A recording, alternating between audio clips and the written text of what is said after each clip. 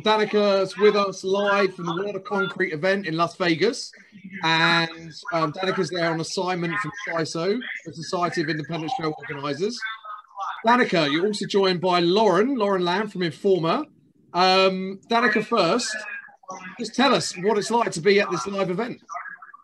It is so exciting to be at a live event. Today is day 2 of World of Concrete. The exhibits have been open for 2 days now.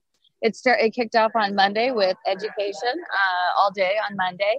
And we've got the Bricklayer Competition going on right behind us. They're getting ready. They're getting ready to give away. I don't know if you can see up there. There's a big truck on the stage up there, and they're giving away that truck to the winner.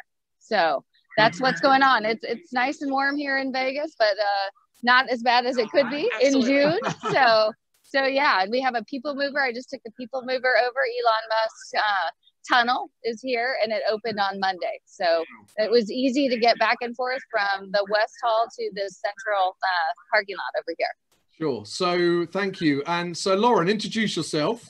Obviously you represent Informa. Yes, my name's Lauren Lamb. I'm the Vice President of Marketing in our conference over for our infrastructure and construction portfolio, and World of Concrete is our flagship event within that. Amazing. So how exciting is it? Because obviously Vegas opened recently. We did a live broadcast by myself and Danica to Las Vegas markets.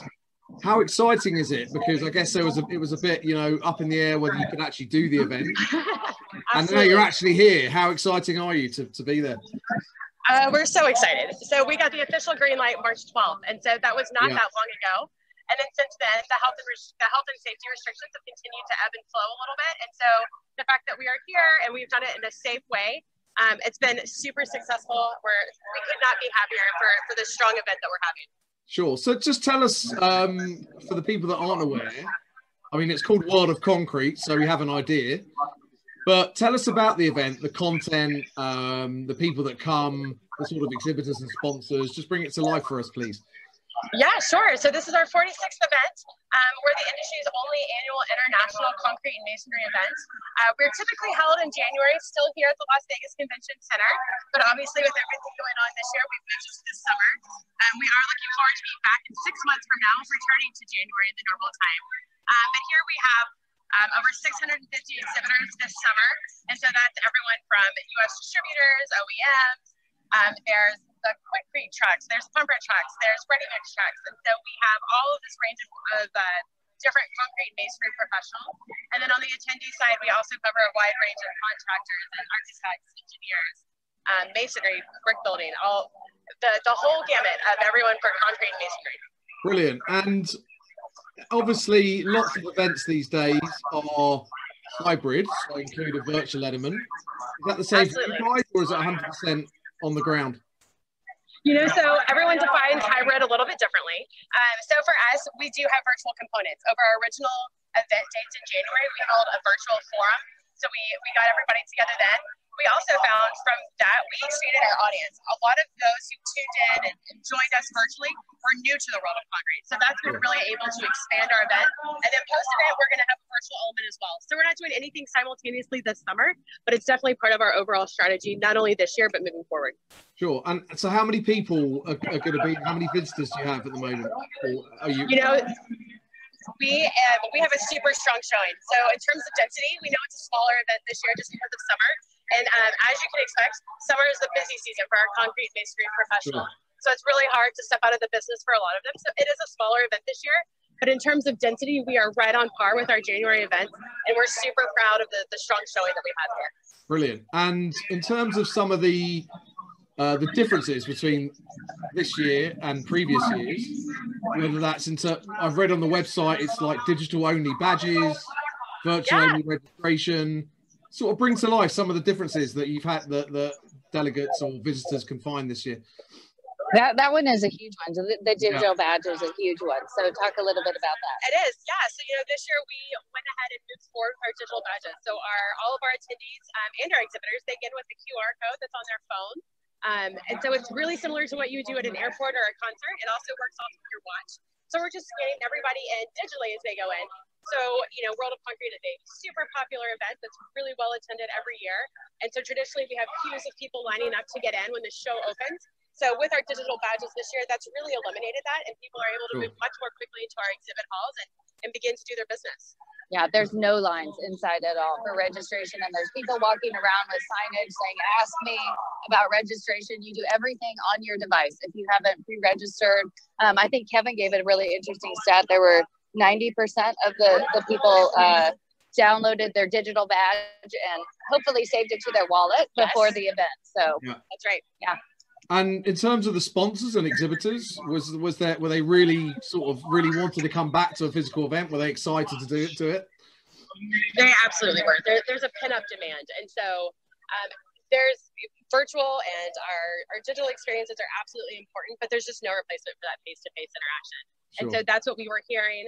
We surveyed all of our past attendees and exhibitors in advance of doing this event because we wanted to make sure that if we're going to hold something in an off time of the year from what we normally do, that it's something that benefits the community. And we had 97% who thought that us holding the event would be favorable for the industry. And so we are here, and that sentiment has been echoed time and time again with all of the conversations that I'm having. So is it all outside or is there an inside element? Tell us about. Yeah, so we have two outside lots. You'll see one here. It's our Spec Mix Bricklayer Competition, and there's several different competitions happening. We have another lot kind of on the other side, and then we're in the North and West halls at the Las Vegas Convention Center, and we were thrilled and proud to be partnered with the Las Vegas Convention Center to help open up the West Hall in this inaugural debut. And are people traveling from different states, or are they mostly within where you are? Yeah, so the answer is both. So we do have people coming in from all over the country. We have a smaller international attendance this year, as to be expected, but it is countrywide. And then we do also have a higher concentration of a drive-in audience. Some of that is from what we saw with virtual when we really expanded to audiences. We're seeing the conversion of that to our live events. But it's both. We're from all over the country. Fantastic. So what's next? What's the next event after this one? We'll be for World of Concrete. We'll be back in January, so 6 months, and we'll be here. For Informa markets within my portfolio specifically, I'll be back next week with the International Surface event, or TICE. Fantastic. So thank you. Yeah.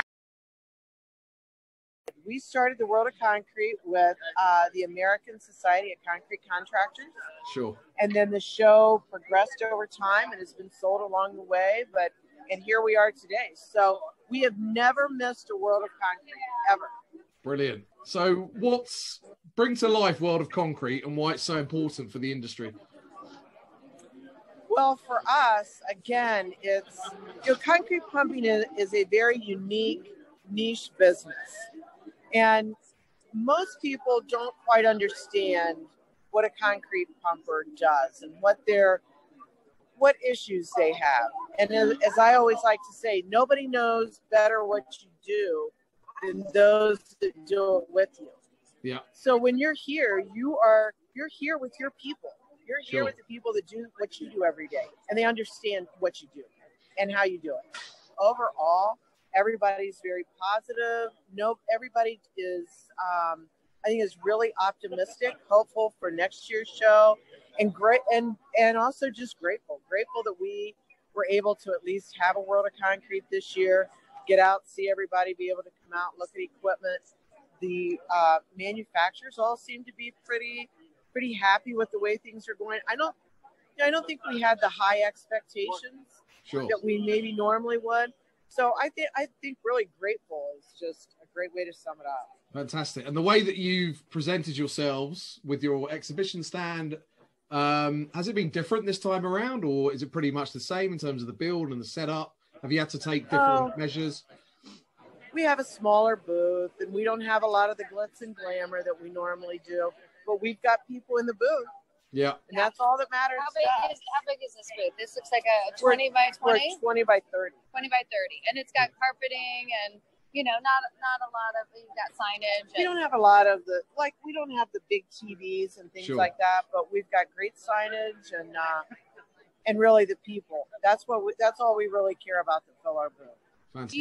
You also had a meeting here, right? An association. We've had several meetings. We had an association meeting this morning that actually we ended up with probably twice as many people as we thought, which was good. The other thing is we held Anybody else that wanted to attend, we held it by Zoom, so they could Zoom in. Okay. So, you know, we made it work. And then we had another meeting on Monday, and which also exceeded expectations. So what other shows do you have on your agenda for the rest of 2021? Well, we have our own conference coming up. So we'll live do that. in person? Live in person in San Antonio, Texas. So that'll be the rest for this year, and then just World of Concrete. So we usually do, I mean, World of Concrete is our show. Yeah. Sure. Yeah. This is the big, this is our show. The big daddy right yeah, here. This is it. Yeah, so there's all kinds of construction trucks.